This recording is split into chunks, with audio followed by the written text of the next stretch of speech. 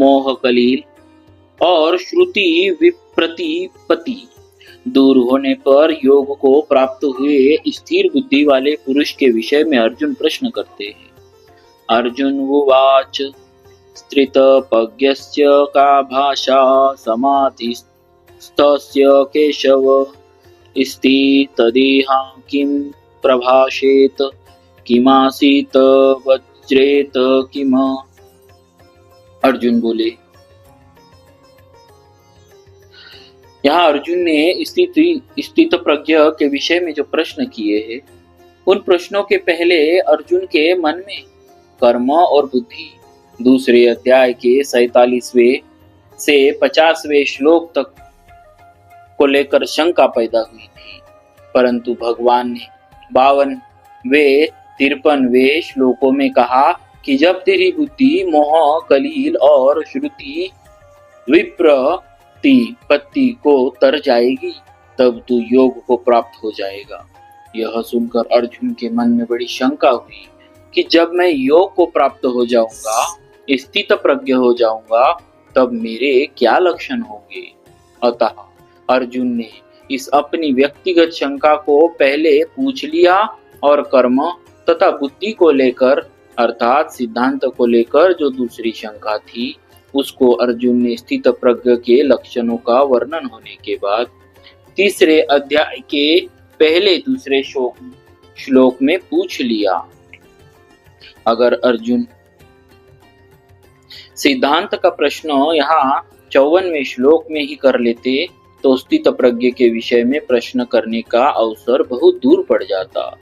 समाधिस्थस्य, जो मनुष्य परमात्मा को प्राप्त हो चुका है उसके लिए यहाँ समाधिस्थ पद आया है।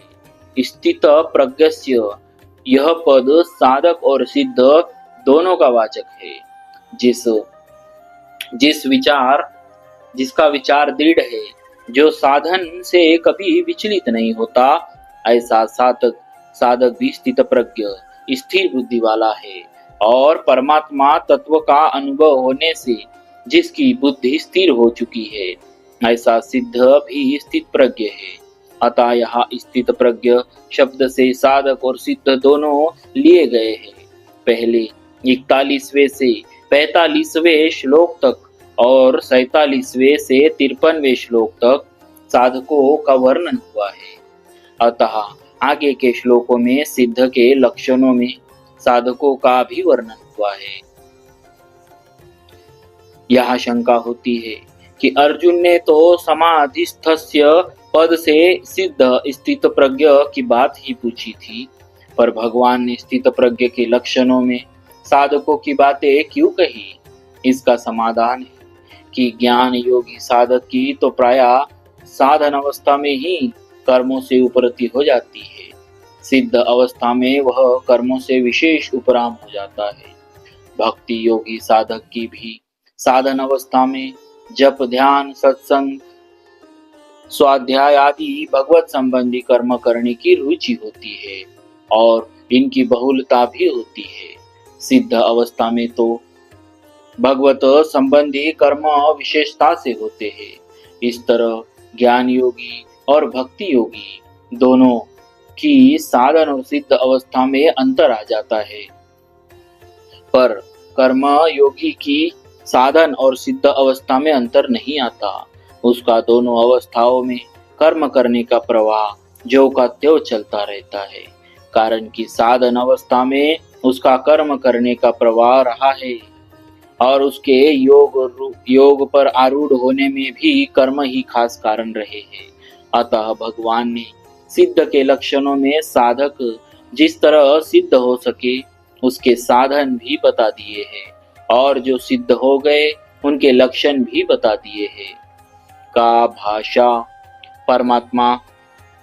परमात्मा में स्थित स्थिर बुद्धि वाले मनुष्य को किस वाणी से कहा जाता है, अर्थात उसके क्या लक्षण होते हैं, इसका उत्तर भगवान ने आगे के श्लोक में दिया है। स्थितदिहा किम प्रभाषेत, वह स्थिर बुद्धि वाला मनुष्य कैसे बोलता है, इसका उत्तर भगवान ने 56वें 57वें श्लोक में दिया है। किमासीत वह कैसे बैठता है, अर्थात संसार से किस तरह उपराम होता है। इसका उत्तर भगवान ने 58वें श्लोक से 63वें श्लोक तक दिया है। वज्रेत किम, वह कैसे चलता है, अर्थात व्यवहार कैसे करता है, इसका उत्तर भगवान ने 64वें से 71वें श्लोक तक दिया है। बोलिए भक्तवत्सल भगवान की।